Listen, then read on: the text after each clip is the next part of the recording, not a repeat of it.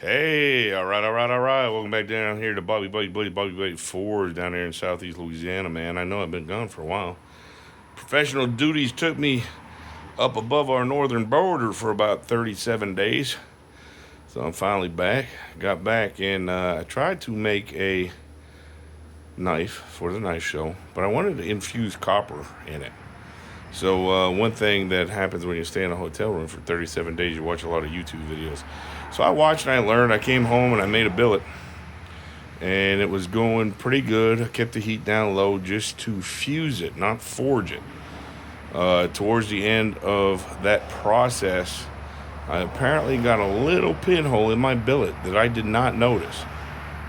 So when you do these kind of billets with copper, you have to weld them solid. So I welded the whole billet solid, 7018 rod. Forged it out. I got it out to about, I would say about 13 inches. And then I started rolling it on the forge roller. But apparently I had a pinhole in it, and that was catastrophic to my forge.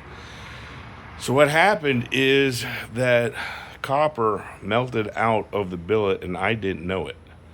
And it infused into the floor and the walls and the ceiling of my forge. So when that billet failed, I just tried to make another regular billet, and that billet failed. Didn't know why. It just cracked, didn't forge, couldn't see nothing right away. So I just, all right, well, maybe I did something wrong. So I tried a third billet, and it did the same thing. Well, the next morning when I came out, that billet had cooled, and I put it on the surface grind, or on the belt sander, and I noticed it was copper plated. So long story short is what I did is when I contaminated my forge with copper, that copper got in there, and when I would try to forge a blade, whatever copper was left in the forged body itself was turning into a gaseous form and copper plating all the metal and wouldn't allow it to forge. So I had to tear the forge apart and basically reline the whole thing. And I did that. Here it is. She's done.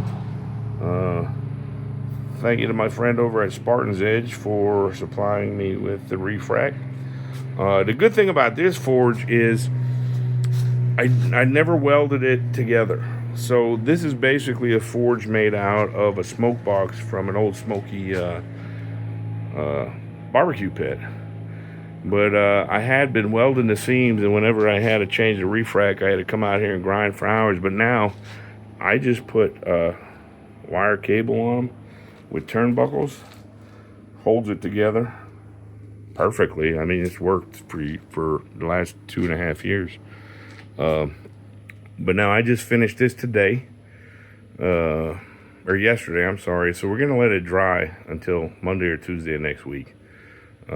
Cleaned up the forge, got all my metal in containers, and getting ready for the knife show. I mean, I want to get ready to rock and roll. But this is more an FYI for y'all that want to try a copper blade. You run a risk of really contaminating your forge, and there was nothing I could do. I looked at everything, how to be able to clean it. I even put some scrap metal in there, turned the forge up. I burned a full tank of propane.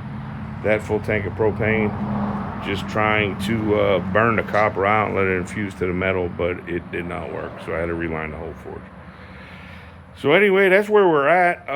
We're going to let it dry for about 3 or 4 days, and then we'll be back to bladesmithing. It's hot, but we got blades to make. I want to have 20 knives made for Great Louisiana Knife Association Knife Show in September. So hey, y'all keep watching my YouTube videos. I told you I always put out when I do good or when I screw up. This was a major screw up. It cost me not a lot of money, but boy, a lot of time and frustration taking this thing apart, shipping it all out, and rebuilding it all. So get all your friends to get over there and watch my YouTube videos, like them, subscribe, check out my webpage, Bobby Bayou Blades, and check out my Facebook page, Bobby Bayou Blades. And remember, my job is to make you quality blades for 2025. Your job is to make me famous. All right.